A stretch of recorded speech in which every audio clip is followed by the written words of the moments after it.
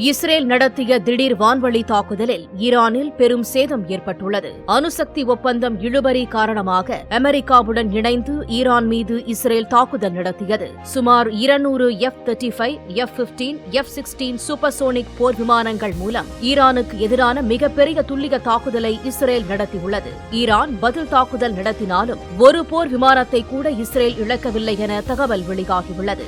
Roaring line என்ற தலைப்பில் வான் பாதுகாப்பு அமைப்புகள், ஆயுத உற்பத்தி மையங்கள் மற்றும் அரசியல் தலைவர்களை குறிவைத்து தலைநகர் டெஹ்ரான், கோம், கராச், கெம்ரன்ஷா உள்ளிட்ட மாகாணங்களில் சுமார் 500 இலக்குகள் மீது தாக்குதல் நடத்தப்பட்டது. அதிகாலை நேரத்தில் இஸ்ரேலில் இருந்து புறப்பட்ட போர் விமானங்கள் சுமார் 90 நிமிடங்களில் இலக்குகளை துல்லியமாக தாக்கிவிட்டு பாதுகாப்பாக நாடு திரும்பியதாக ராணுவத்தினர் தெரிவித்தனர். இஸ்ரேல் மற்றும் ராணுவ தாக்குதலில் ஈரானில் 200க்கும் மேற்பட்டோர் உயிரிழந்துள்ளனர்.